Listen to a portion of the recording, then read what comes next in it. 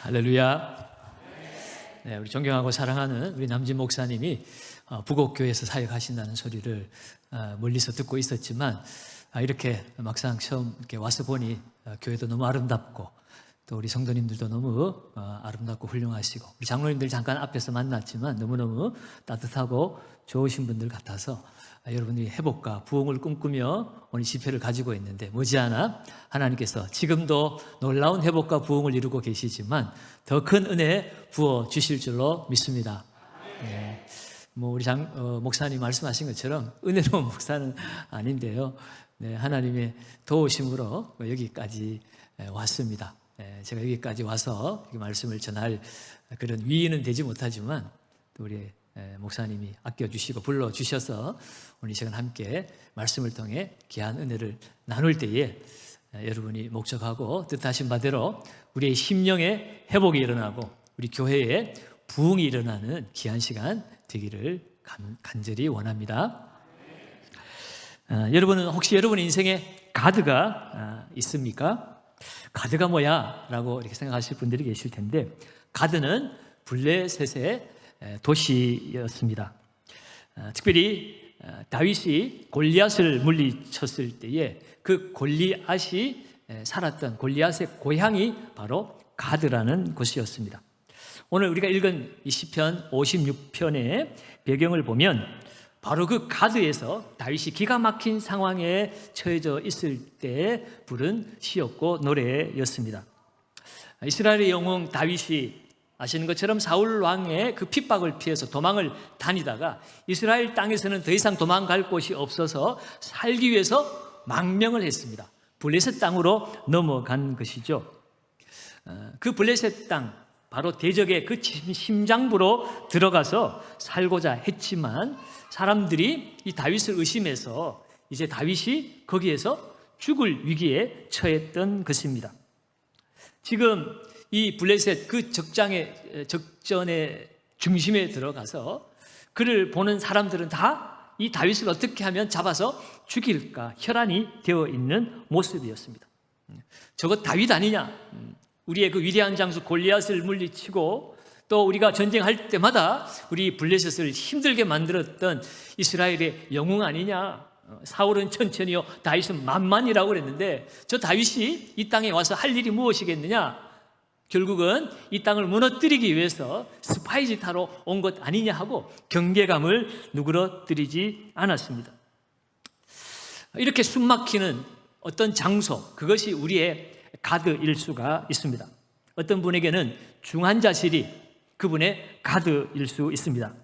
의사는 더 이상 희망이 없다고 말하는 그곳, 사방에 죽음의 그림자가 닥쳐오는 그 두려움의 장소가 어떤 이에게는 무서운 가드일 수 있습니다.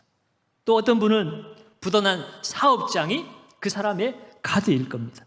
빗발치는 독촉 전화 앞에 또 빚을 갚으라고 소리치는 싸늘한 시선들, 어디에도 탈출구가 없어 보이는 그런 절망의 공간이 누군가에게는 가드일 것입니다.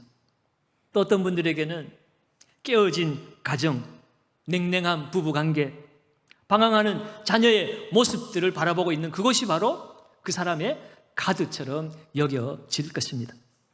그것에서 우리는 아무것도 할 수 없다는 무력감을 느끼게 되지요. 하나님이 마치 나를 버리신 것 같은 깊은 고독에 빠지기도 합니다. 그러나 사랑하는 성도 여러분, 놀라운 사실은 오늘 이 다윗이 바로 그 원수의 땅, 절망의 심장부인 가드에서 절망의 노래를 부르지 않고 오히려 믿음의 노래를 우리에게 들려주고 있다는 사실을 오늘 우리는 바라보아야 합니다. 오늘 시편 56편은 바로 그 위대한 신앙의 고백입니다.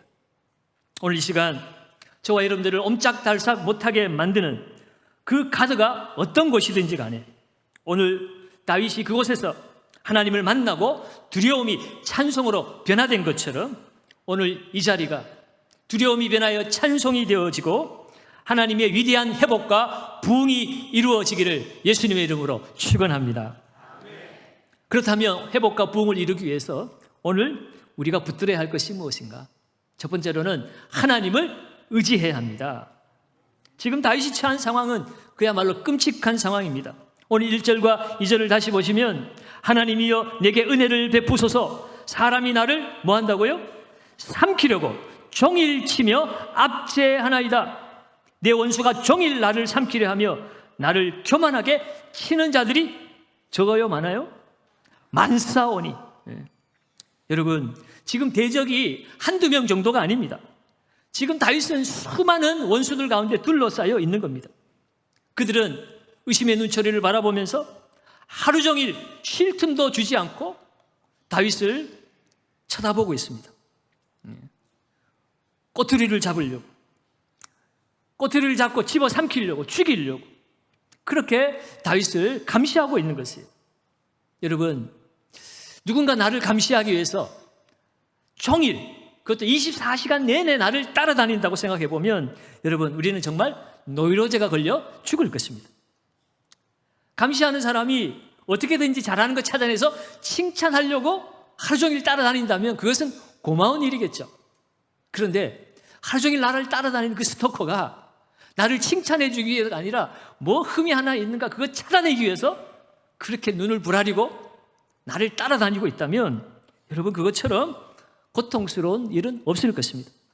오늘 5절 말씀을 보면 그들이 종일 내 말을 뭐 한다고 그랬습니까? 곡해하며 나를 치는 그들의 모든 생각은 사악이라. 그들이 내가 하는 말을 곡해를 합니다. 왜곡하고 있는 겁니다.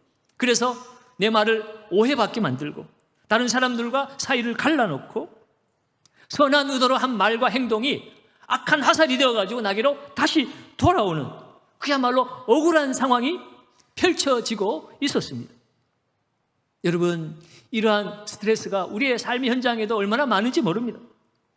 가장들은 직장에서 상사의 눈치를 보면서 뭐 조그만 일도 침소봉대하고 나를 비난하고 내 잘못을 지적하고 그래서 자기는 높아지려고 하고 내 잘못을 드러내므로 말미암아 자기의 정의를 나타내려고 하고 여러분 이런 일들이 우리가 살아가는 삶의 현장에서 비일비재하게 일어나고 있습니다.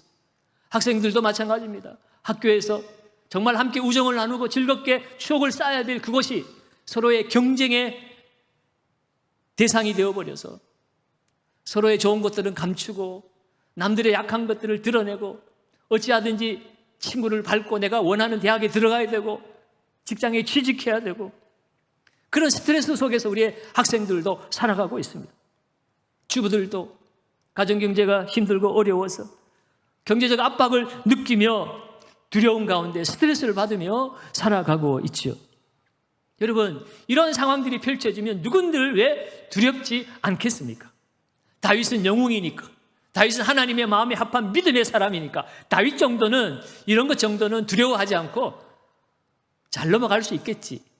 우리는 그렇게 생각할 수 있습니다. 그런데 오늘 다윗도 우리와 똑같은 성정을 가진 연약한 인간임을 보여주고 있습니다. 그래서 그는 오늘 솔직하게 고백하고 있죠. 3절입니다. 3절을 같이 한번 읽어볼까요?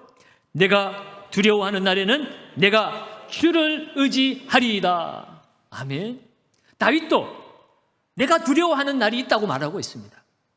내가 두려워하는 것을 그는 부정하지 않습니다. 내가 누군데 이스라엘이 알아주는 용맹한 장수인데 영웅인데 두렵다고 말할 수는 없지. 내 두려운 모습을 들키면 안 되지. 그런 것이 아니라 내가 지금 두려워하는 날에는 두렵다라는 것입니다.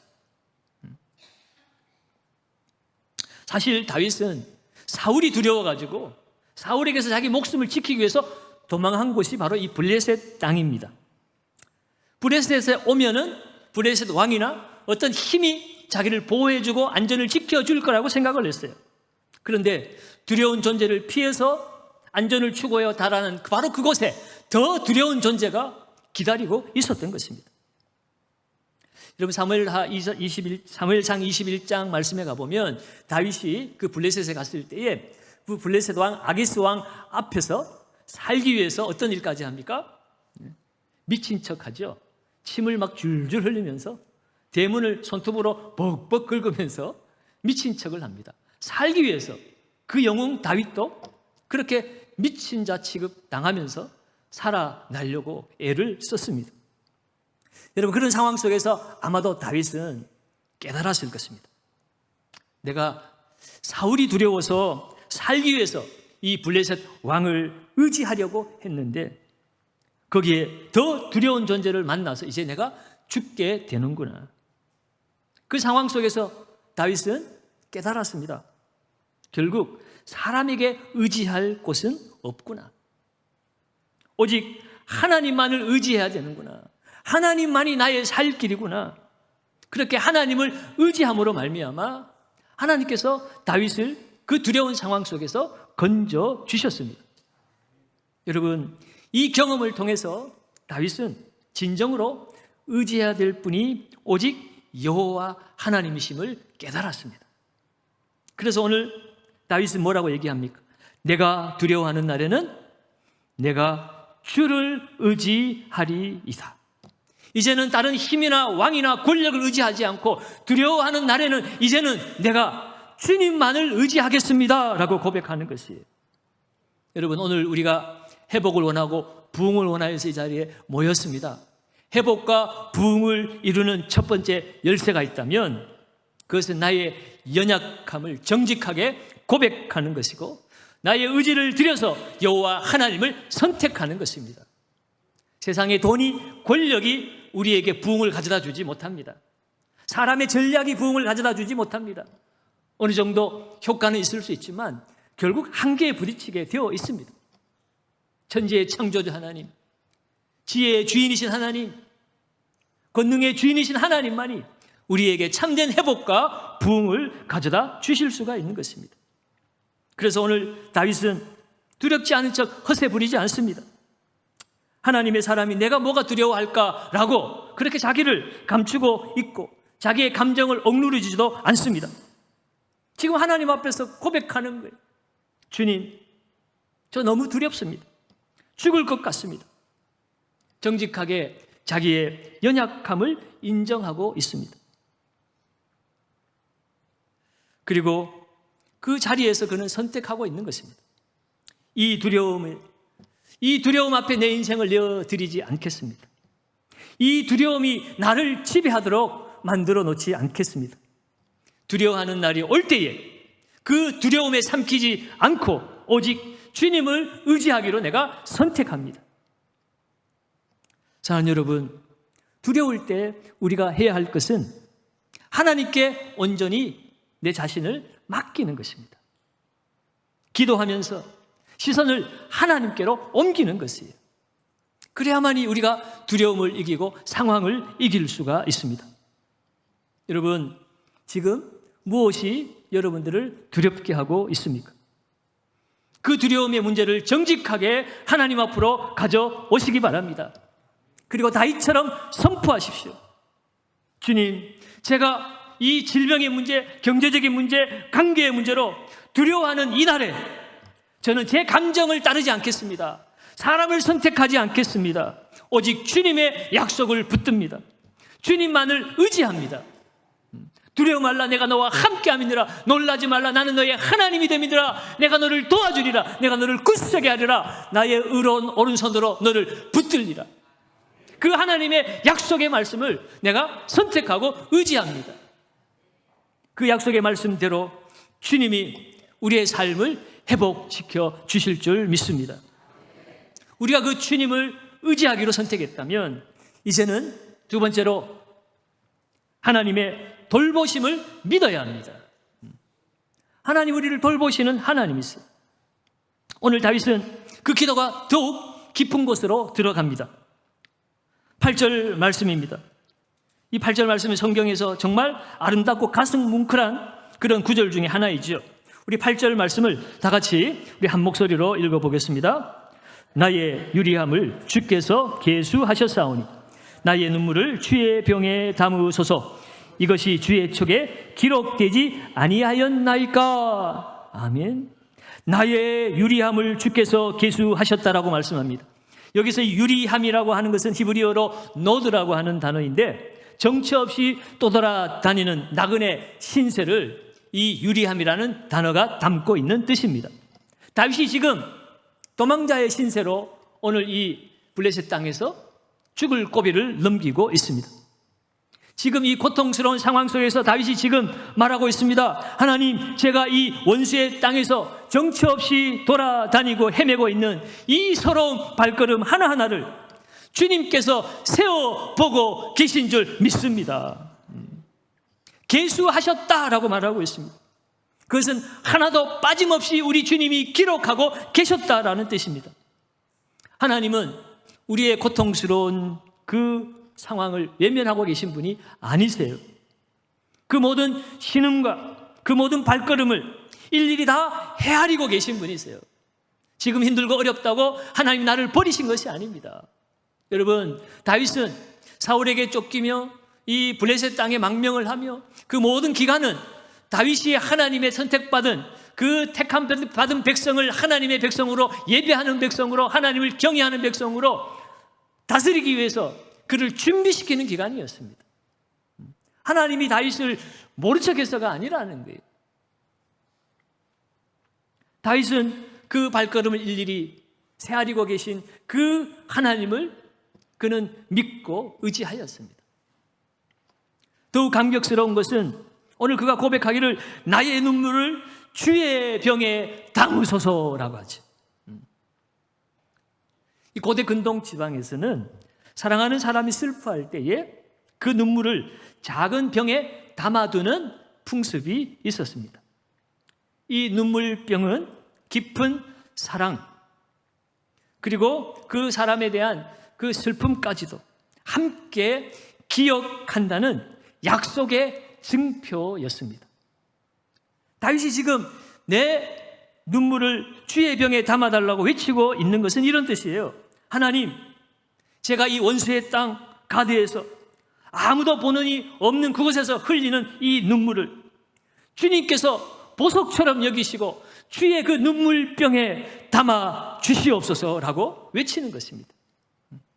내 이 서름의 눈물, 사람들은 몰라줘도 주님은 귀하게 보시고 그것을 바라보고 계신다는 것입니다. 그 눈물병에 담긴 그 눈물, 우리 주님이 잊어버리신 것이 아니라 다 주의 책에 낱낱이 기록하고 계심을 오늘 다윗은 믿음으로 고백하고 있는 것입니다. 사랑하는 여러분, 오늘 다윗처럼 아무도 본인이 없는 그곳에서 누군가에게 핍박을 당하는 바로 그곳에서 자녀를 위해서, 남편을 위해, 사업장을 위해서 또는 교회를 위해서 여러분이 흘리는 그 눈물, 여러분, 그 눈물은 허공을 치는 것 같고 누구도 보지 않는 것 같지만 우리 하나님께서는 그것을 헤아리고 보고 계시고 주님의 눈물병에 여러분의 눈물을 다 담고 기억하고 계신 줄 믿습니다. 주님의 때가 되면 그 눈물이 변하여 기쁨이 되어질 줄로 믿습니다. 여러분, 이 진리가 믿어질 때에 우리의 영혼이 살아나는 것이고 우리의 가정이 부흥하고 교회가 부흥하고 이 나라가 부흥할 수가 있습니다. 여러분, 히스기야 왕이 죽을 병에 들렸을 때 그가 기도하여 그가 15년의 인생을 연장을 받았습니다. 그가 그 응답을 받을 때에 선지자를 통해서 하나님이 말씀하셨는데 열왕기하 20장 5절에 보면 내가 내 기도를 들었고 내 눈물을 보았노라 라고 말씀하고 있어요. 아무도 듣지 않는 것 같지만 하나님은 귀를 기울여서 우리의 기도를 듣고 계십니다. 아무도 보이지 않는 곳에 흘리는 그 눈물을 우리 주님은 보고 계시다는 거예요. 여러분, 우리가 흘린 눈물, 교회의 부흥을 위해서, 가정의 회복을 위해서 그 흘리는 기도와 눈물을 주님은 다 기억하고 계십니다.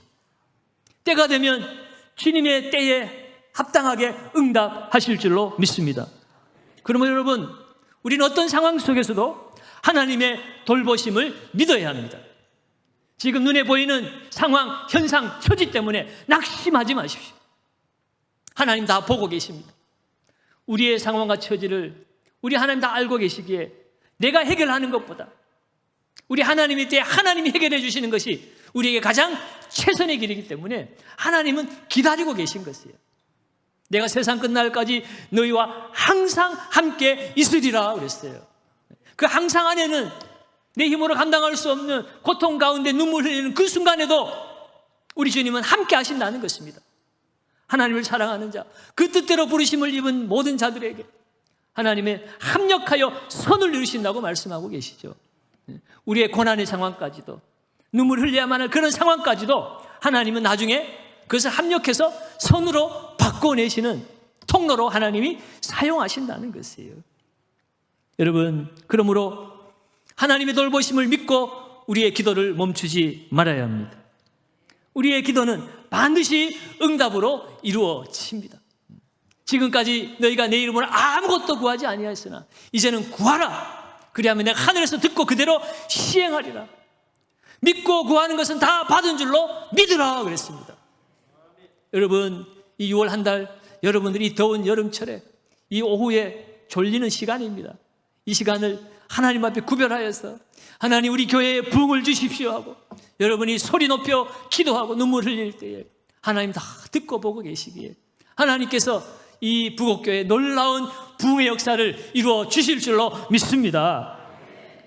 그러면 여러분, 마지막 세 번째로는 우리는 그 부흥을 주실 하나님을 바라보며 찬양해야 합니다. 찬양해야 합니다. 하나님의 그 섬세한 사랑을 깨달은 다윗은 그의 기도가 이제는 폭발적인 찬양과 감사로 전환이 되는 모습을 보고 있습니다. 그는 아직 가드에 갇혀 있는 상황입니다. 상황은 조금 더 변화되지 않았습니다. 그러나 그의 내면은 완전히 변화가 되었어요. 9절 말씀을 우리 다시 한번 봅니다. 9절입니다. 내가 아뢰는 날에 내 원수들이 물러가리니 이것으로 하나님이 내 편이심을 내가 아나이다. 아멘. 그의 기도가 완전히 바뀌어져 버렸죠. 1절과 2절에서는 원수가 종일 나를 삼키려고 하고 있고 나를 치려고 하고 있다고 두려워하고 있었습니다. 그런데 그는 이제는 내가 기도할 때에 원수들이 물러갈 것을 확신하고 있습니다. 왜요? 하나님이 내 편이심을 내가 알기 때문이라는 겁니다. 무엇이 다윗을 이렇게 변화시켰습니까? 무엇이 다윗을 이렇게 새로운 사람으로 만들어 버렸습니까? 그것은 바로 하나님을 향한 신뢰의 회복이었습니다.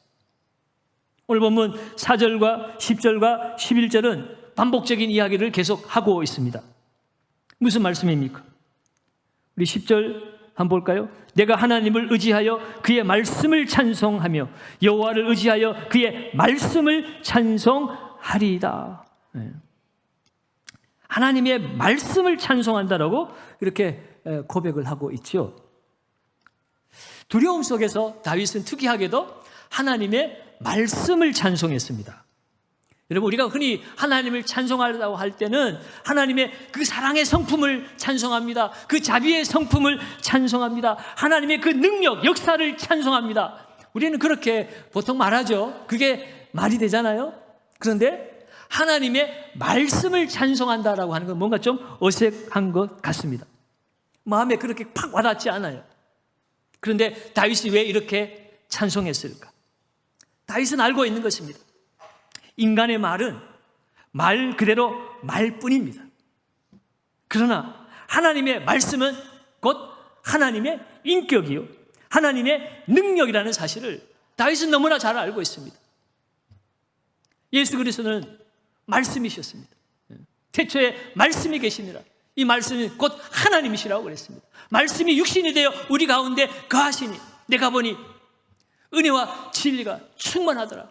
하나님의 영광, 독생자의 영광이 충만한 말씀이 육신이 되어 이 땅에 오신 분이 바로 우리 주님 예수 그리스도이십니다. 여러분, 그 주님의 약속의 말씀을 신뢰해야 합니다. 그럴 때에 우리는 찬송이 터져 나오는 것이에요. 오늘 다윗은 자신을 둘러싼 사람을 보지 않고 나와 함께 하시는 하나님을 보고 있습니다. 하나님이 내 편이심을 내가 아나이다. 이렇게 사람을 보지 않고 하나님을 바라보니 그 입술에서 찬양이 터져 나오는 것입니다. 그래서 오늘 12절은 놀라운 고백을 하고 있죠. 이 12절도 같이 한번 읽어봅니다. 하나님이여, 내가 주께 서원함이 있사온즉 내가 감사제를 주께 드리리라. 아멘. 여러분, 우리는 문제가 해결되었을 때에 감사를 할 때가 많죠. 이런 좋은 일이 생겨서 감사하고, 이런 문제가 해결되어서 감사하고. 그런데 오늘 다윗은 문제가 해결되지 않았음에도 불구하고 미리 감사제를 드리겠다고 서원하고 있습니다. 여러분, 이것이 진정한 감사입니다.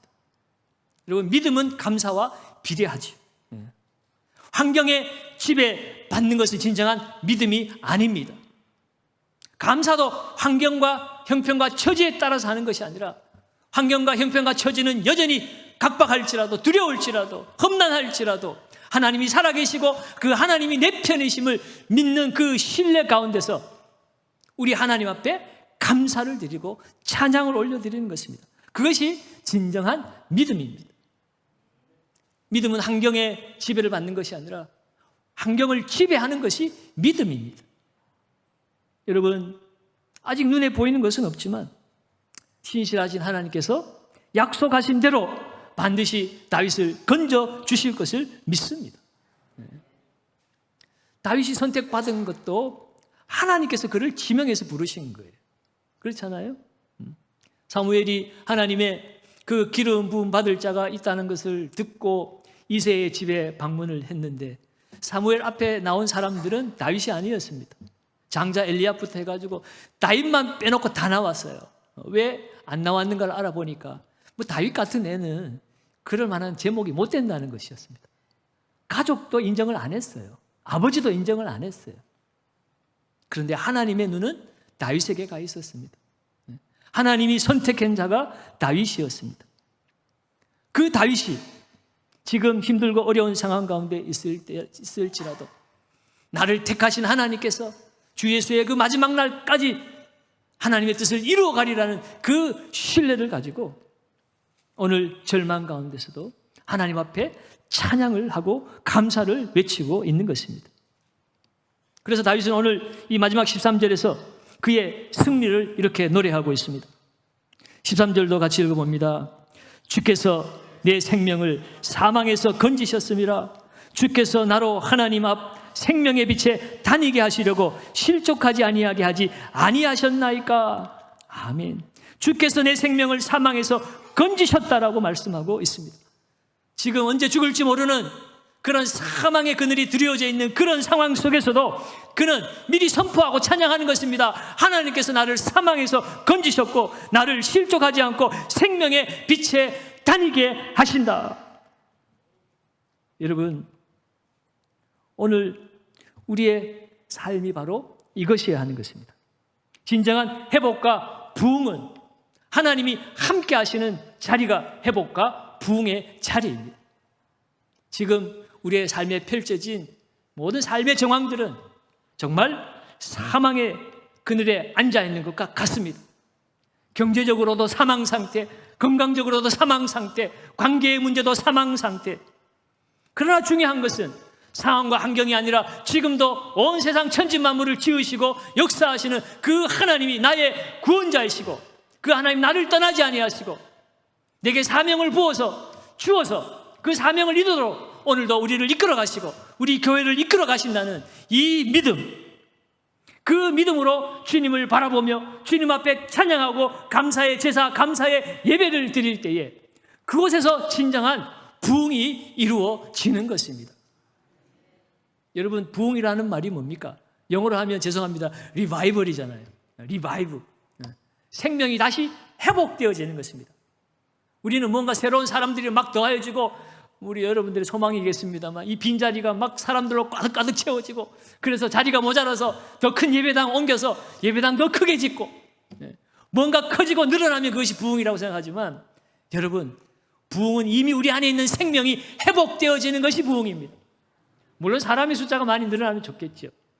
그러나 그것 이전에 먼저 하나님을 경외하고 하나님을 신뢰하고 하나님과 말씀과 기도의 아름다운 교통과 교제가 이루어지고 상황과 형편이 아무리 어둡고 힘들어도 살아계신 하나님이 나의 하나님이시고 그가 내 편이시기 때문에 내가 두려워하지 아니하리로다 고백할 수 있는 그 믿음의 자리가 이르렀을 때에 그 감격의 예배가 우리 가운데 회복되어질 때에 그 자리가 곧 부흥의 자리인 줄로 믿습니다.